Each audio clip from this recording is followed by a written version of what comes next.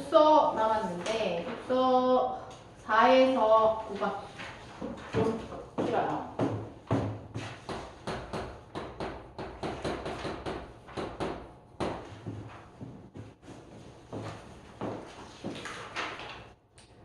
자, 4에서 9번을 보면은 얘는 가와 나라고 해가지고 이렇게 제시가 되고 문제부터 보면 가와 나에 대해서 그치? 내용과 관련해가지고 제시되는 부분이기 때문에 가 읽고 4번에는 1번, 2번 바로 확인할 수 있겠네. 그치? 확인하고 나 읽고 3, 4, 5번 확인하면 되는 부분이고 5번에는 개화에 대한 설명 6번에는 나에 나오는 천두슈와 장진마이 이렇게 딱 얘기했기 때문에 우리가 본문 읽기 전에 문제를 봐야 되는 이유는 천두슈와 장진마이에 대해서 모두 동의할 수 있는 것으로 적절한 것이기 때문에 이들이 얘기하는 부분이 나오면 잘 체크를 해야겠지. 동그라미 치듯이 아까처럼. 피읍관련에 대한 설명 8번 같은 경우에는 활용 문제. 이 활용 문제 같은 경우에는 본문도 잘 읽어야 되지만 보기 안에 있는 것도 잘 읽어야 된다. 9번에 어휘 문제. 그래서 한 지문이지만 가나 길기 때문에 6문제가 배정되어 있다. 자, 그러면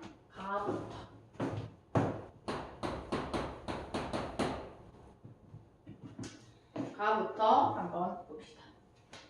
자, 가에서는 서양과학기술, 천주교의 수용을 반대했던 이항로를 비롯한 척사학파의 주장은 개항 이후에도 지속되었지만 자, 개화라고 돼 있지. 아까 개화에 대한 설명으로 적절하는 것은 적절하지 않은 것으로 돼 있었는데 개화는 거슬 수 없는 대세로 자리 잡았다라고 얘기가 되어 있네. 그래서 개화에 대해서 일문단의 제시가 되고 개물성무와 화민성소의 앞글자를 딴 개화는 계속해서 뭐에 대해서 개화는이라고 하면서 일문단에서는 제시가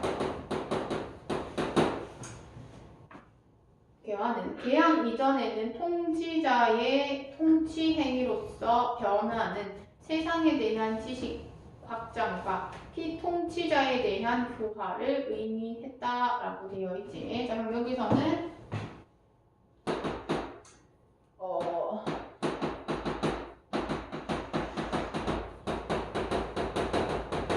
통치자의 지식 확장, 그치? 그리고 피통치자에 대한 교화.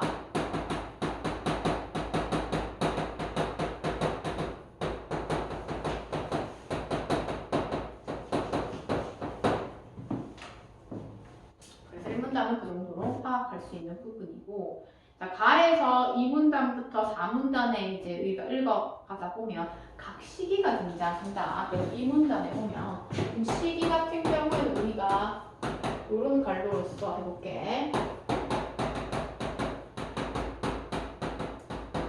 그지? 시기와 관련해서 이렇게 뾰족한 갈로로서 내가 표시를 해볼 거야. 개항 이후. 왜? 여기서는 개항 이전이었어. 그러면 뭔가 개항 이전과 이후가 달라졌겠구나 하고 봐야 돼. 서양 문명에 대한 긍정적 인식이 확산되면서 서양 문명의 수용을 뜻하는 개화 개념이 자리 잡았다라고 되어 있네. 개항 이후에는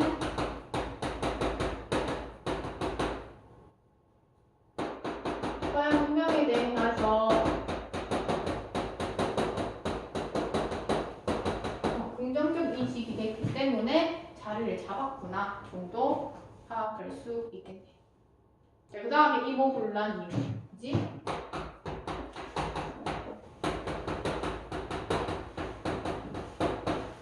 여기가 1, 2문단만 읽었는데도 막 시기가 등장하기 때문에 이렇게 시기가 많이 등장한다? 그럼 우리가 체크해봐야 되는 부분이야. 자, 고종은 자강정책을 추진하면서 반서양 정서의 교전을 위해 한성숭보를 발간했다라고 되어 있어요. 반서양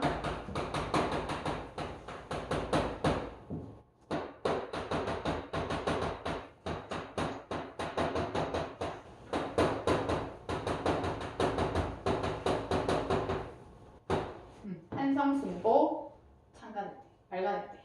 이 신문의 개화 개념은 서양 기술과 제도의 도입을 동안 인지의 발달과 풍속의 진보를 뜻했다라고 얘기가 되어 있네. 서양 기술에 대해서 인지 발달 그리고 풍속 진보.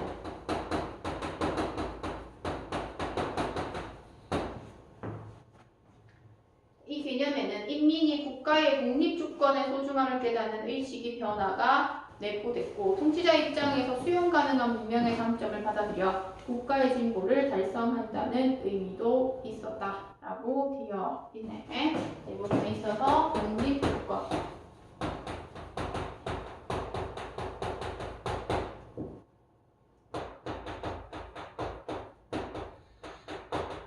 소중함을 깨닫는 인식이 중요하다 이렇게 되시겠습니다.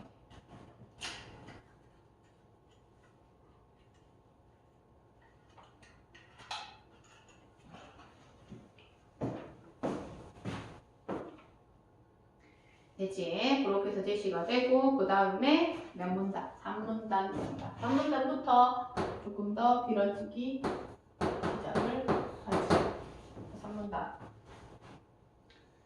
개화당의 한 인사가 제시한 개화 개념은 성문화된 규정에 따른 대민 정치에서의 법적 처리 절차 실현 등 서양 근대 국가의 통치 방식으로 변화를 내포하고 있다라고 되어 있는 서양 근대 국가.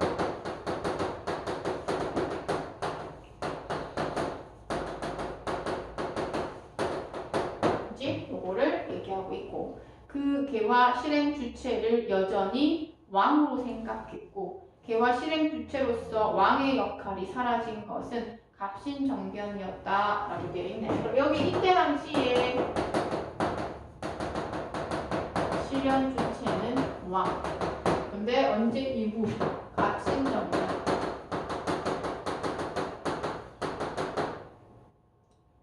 갑신정변에서는 주체가 왕이라고 하는 거 사라집니다.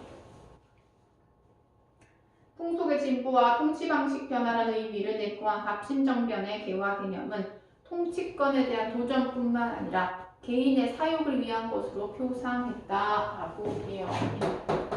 통치권에 대한 도전, 개인의 사욕에 불과했다. 이후 개화 개념은 국가 구성원을 조직하고 동원하기 위해 부정적 이미지에서 벗어나야 했고 6.1주는 서유견문을 저술하여서 개화 개념에 덮씌워진 부정적 이미지를 떼어내고자 했다라고 되어 있네요. 그럼 개화에 대해서 부정적인 거 내자 이렇게 얘기할 때 아니면 벗어나자 이렇게 하는 거기 때문에 그 부정적 입장을 벗어나고 있대. 자, 이후 대한매일신보는 이라고 되어 있습니다. 대한매일신보 나온다. 앞에서 한성순보 나왔어. 그지? 대한매일신보 나오네. 그럼 둘 다 신보이기 때문에 내용 일치나 헷갈릴 수가 있어. 잘 체크해야 돼. 자, 등의 개화 개념은 국가 구성원의 전체를 실행 주체로 하여서 근대 국가의 주권을 향해 그들을 조직하고 동원하는 것을 의미했다라고 되어 있네. 자, 구성원 야에서의 그 실행 주체가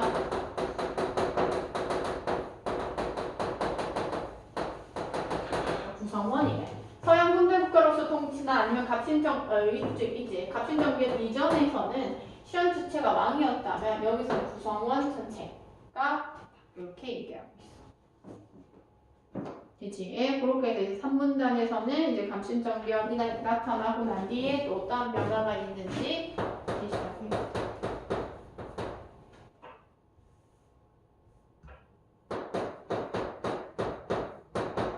4문단 서울 늑약 을사 늑약 이후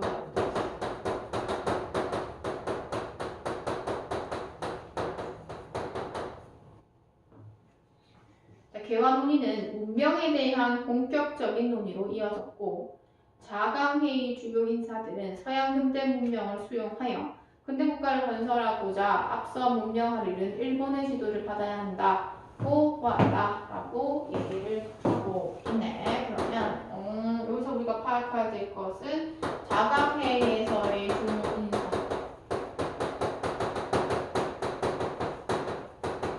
서양 문명 받아들여야 한다. 그리고 우리보다 누가? 일본. 그치? 일본의 문명을 앞섰기 때문에 일본의 지도를 받아야 한다. 일본의 지도 가니까 하얼빈 봤어? 보지 마. 여기 없어요. 어제 개봉했어요. 어제 봤는데 기대를 하고 봤는데 너무 지루해. 저 학교에서 보러 갔는데요. 언제? 언제인지 모르겠는데. 아 그래 몰라 뭐 사람마다 다르겠지만 왜 그냥 한마디 평을 하면 지루해. 보면 알 거야. 그래서 너무 졸리더라. 저는 잘 나와요. 어? 잘 나와요. 아니 갑자기 일본 가니까 기억난다. 거기에서도 막 이제 배경 일제강점기니까 생각보다 별로였어. 그래서 어제 보기 전에 저녁에 갔으니까 보기 전에는 평점이 8점 몇이었는데 오늘 아침에 알까 7점 몇으로 떨어졌더라고. 뭐 호불호가 있겠지만 한번 봐봐 어떤 느낌인지. 어쨌든 그렇게 됐고, 자 일본의 지도를 받아야 한다고 봤다. 이들은 서양 근대 문명의 주체를 주체인식의 중으로 삼았기 때문에 민족의 주체성을 강화했다라고 되어 있어요.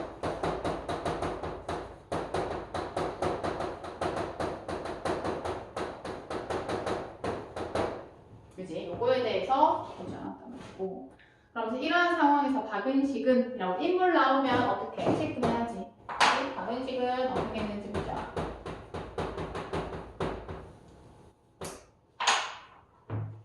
자, 근대 국가 건설과 새로운 주체 형성에 주목하여 문명에 대한 견해를 제시했다라고 얘기하고 있네. 자, 얘가 한 거 보면 근대 국가 건설.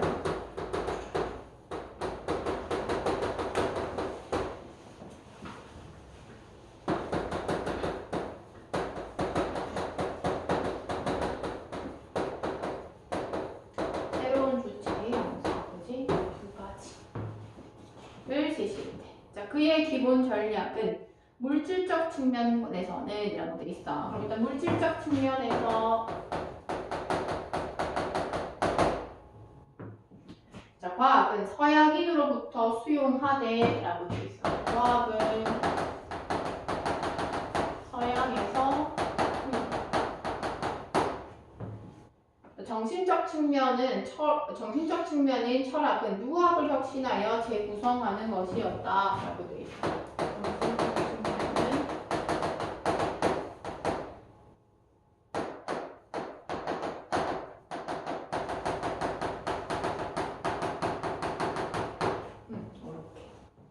이제 그래서 그는 생존과 편리 증진을 위해 과학 연구가 시급하지만 가치관 정립과 인격 수양을 위해 철학 또한 필수적이라고 보았다.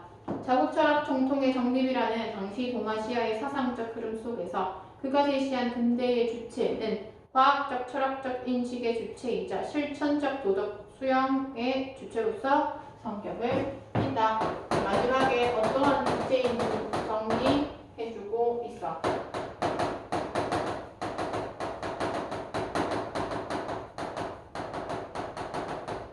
과학적, 철학적, 그리고 실천적 도덕 수양.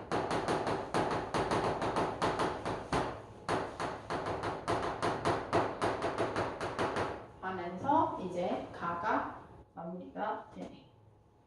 4번에 1번, 맞아. 4번 1번. 서양 과학기술의 국내 유입을 반대하는 주장이 개항 이후에도 이어졌다. L문단에서 제시가 되고.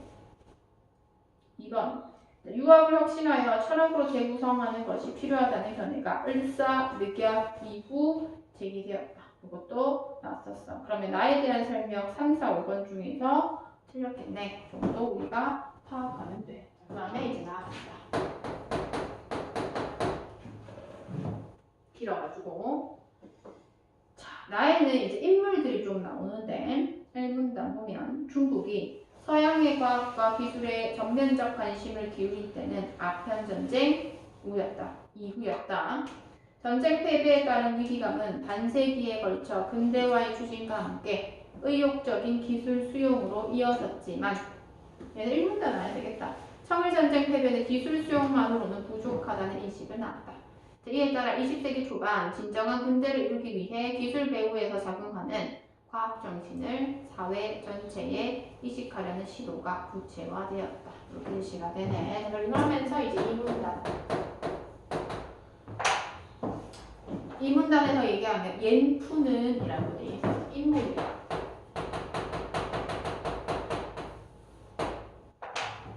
옌푸가 얘기하기를 국가 간 벌어지는 약육강식의 경쟁을 부각하고 경쟁에서 승리하려면 기술뿐 아니라 국민 정신적 자질이 뒷받침되어야 한다라고 얘기를 합니다.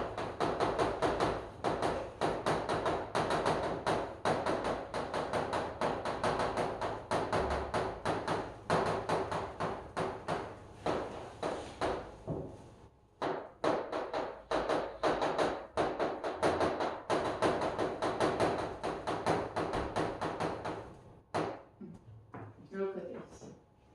이제 국민의 정신적 자질이 필요하다. 이게 옌푸의 입장이야.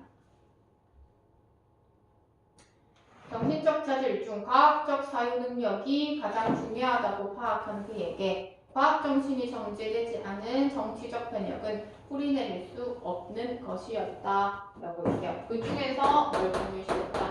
과학적 사유 생각하는 거. 자, 그는 인과 과학적 사유가 중요했기 때문에 인과 실증의 방법에 근거한 근대 학문 전체를 과학이라 파악하고 과학을 습득하여 전통 문학의 폐단에서 벗어나야 한다고 주장했다. 과학의 사유 중에 있기 때문에 그 과학적인 거, 인과 실증 그런 것이 중요시했대. 그 입장은 1910년대 후반 신문화 운동을 주도한 천두슈에게 이어졌다. 그치? 그 입장이 누구에게? 천두슈. 문제에서 있었던 부분이야.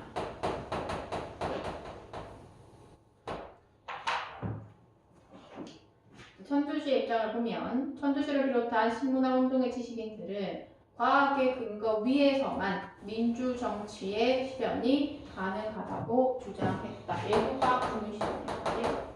과학의 근거가 있어야지 민주 정치.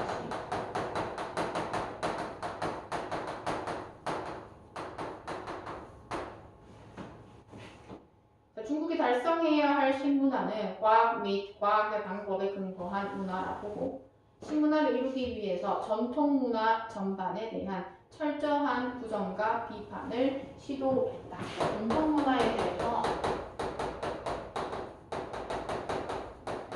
부정, 비판, 시도했다. 자, 그러면서 사상이나 철학이 과학의 방법을 이용하지 않으면 공상에 그칠 뿐이라고 주장한 천두슈는 이라고 돼 있어. 즉, 이 말은 무슨 말이야? 과학의 방법을 사용하는 것이 중요하다는 내용이야. 자, 사회의 인간의 삶에 대한 연구는 과학의 연구 방법을 이용해야 한다라고 보았다. 계속해서 얘도 뭐가? 과학이 중요하다. 문장이 길지만 그는 제1차 세계대전의 비극은 과학을 이용해 저지른 죄악의 결과일 뿐 과학 자체의 제약이 아니라고 주장하며 과학에 대한 자신의 생각을 지속했다. 그럼 얘는 과학에 대해서 뭐라고 생각하냐라고 얘기하면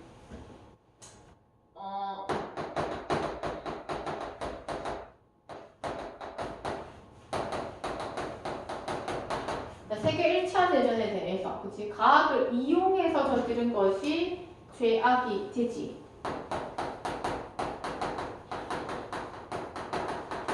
과학 자체가 문제가 되지는 않는다. 그래서 과학을 부정하지 않았다. 이렇게 얘기하는 것이 천두슈의 입장이야.